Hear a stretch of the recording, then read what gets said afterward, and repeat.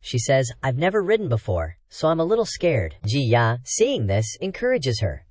"Xin Yu, riding is easy. The horses here are well trained, and your brother-in-law is behind you. Don't worry." Shen Yuan then extends his hand to Xin Yu, beckoning, "Step on this pedal to get on." Looking at Shen Yuan's hand, Xin Yu's cheeks are as red as ripe tomatoes. She carefully takes it, and just like that, poof! Shen Yuan pulls Xin Yu onto the horse, seating her neatly in front. From this angle, Shen Yuan's cheeks involuntarily flush. He thinks, "My sister-in-law's figure is seriously top tier." Thinking this, Shen Yuan takes Xin Yu's hand and places it on the saddle grip. His eyes forward, he carefully instructs, "Hold tight, we're starting."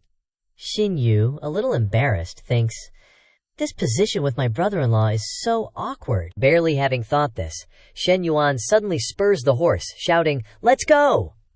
Immediately, the horse gallops forward at full speed. Shen Yuan carefully guides, "Xin Yu, don't step too hard." The horse interprets the rider's commands through movement. The tighter you grip, the more excited it gets. Try holding the reins. But don't pull too hard. Lean forward slightly and shift your weight forward. If you're uncomfortable, you can lift your butt a little higher. Hearing this, Xin Yu thinks, "Is my brother-in-law sure he's teaching me to ride?" But she still does, as told. Seeing that booty swaying back and forth in front of him, Shen Yuan can't hide his awkwardness. "This is a tough situation, but I'm seriously just teaching her to ride." At the same time, in a corner, a man approaches the trainer and asks, "Still feeling down?" The trainer clenches his fist full of resentment, replying, "Who knew he was so skilled?" The man puts on a knowing face and says, "Those who can afford to come here are all rich, especially those men who bring beautiful women, because they can earn money that you can't, and date girls you can't. Their abilities are naturally superior to yours and mine in every way." The trainer replies, "I thought the woman in the stands was his wife, but I didn't expect him to be hooking up with his sister-in-law." Hearing this, the man says, "Everyone with money has a wild side. Worry less about the customers, affairs, if you want to stay in this industry." The trainer helplessly replies, All right. Back to Shen Yuan and Xin Yu. After 10 minutes of instruction, Shen Yuan gently asks, "Xin Yu, have you gotten the hang of it? Can we speed up a little?"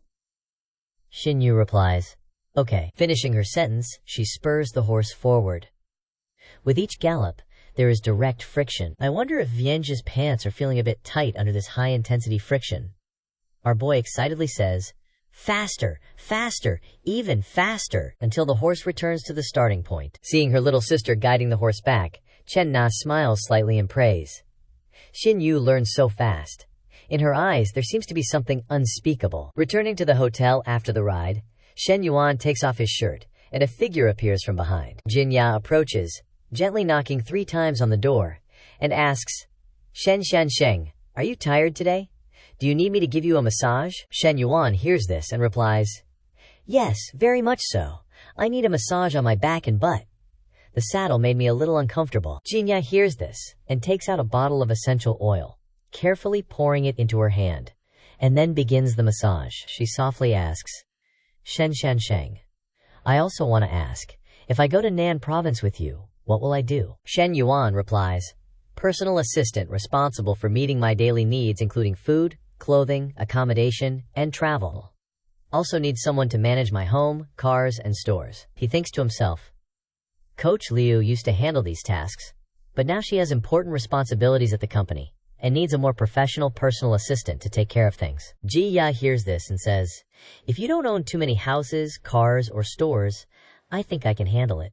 Shen Yuan replies, "Not much. Just a villa, 2 cars, and a store. May add more later, but not much." Ji Ya says, "Shen Sheng, I'm not worried about you offering me a low salary. I'm just worried that you'll find a better lifestyle assistant later and kick me to the curb." Shen Yuan replies, "Don't worry.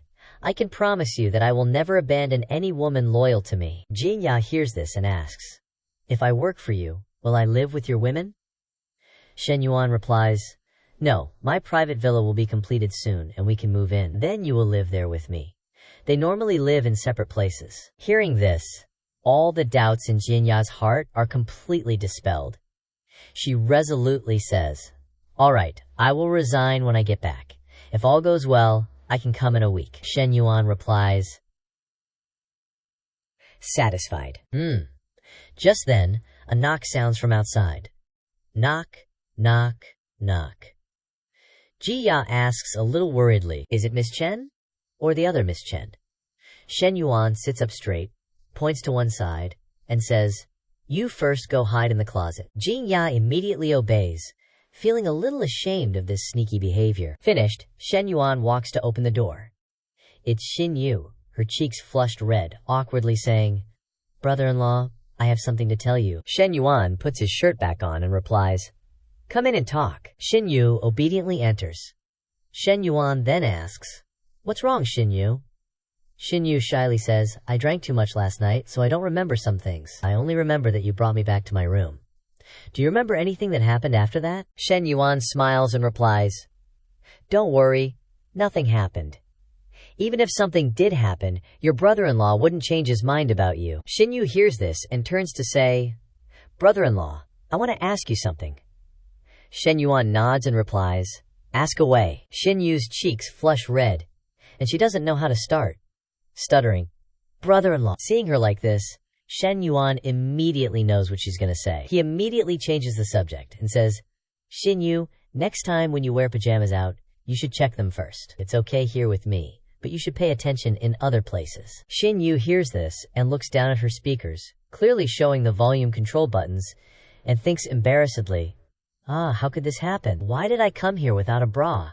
Now my brother-in-law will misunderstand me even more. She quickly raises her hands to cover them, saying, brother-in-law, actually, I just forgot. I really forgot. Seeing this, Shen Yuan pats her shoulder to reassure her, saying, yeah, it's okay, it's very normal. I also often forget things. However, with your figure, buying clothes might be difficult. Xin Yu hears this and awkwardly avoids eye contact. Embarrassedly says, it's really not easy to buy. Sometimes I'm jealous of my sister. She looks good in everything. Shen Yuan looks down at the speakers and says, she's also jealous of you. You have something she doesn't have. Sitting in the closet, listening to the conversation, Jin Ya can't help but feel that something is off. What kind of pickup line is Shen Sheng using? Suddenly, Shen Yuan unexpectedly puts his hand on Xin Yu's waist. She awkwardly says, brother-in-law. Shen Yuan gently reassures, Xin Ying, your brother-in-law doesn't mean anything bad. I just want to see if you were injured while riding today. Let me check your injuries for you. Xin Yu replies, face red. They're just a few small bruises, nothing to worry about. Shen Yuan hears this and gently lifts her chin, asking, really? Are you sure? At this point, I, the translator, need to curse the author out. Teasing readers with blue balls, always close to the meat but always stops. So frustrating.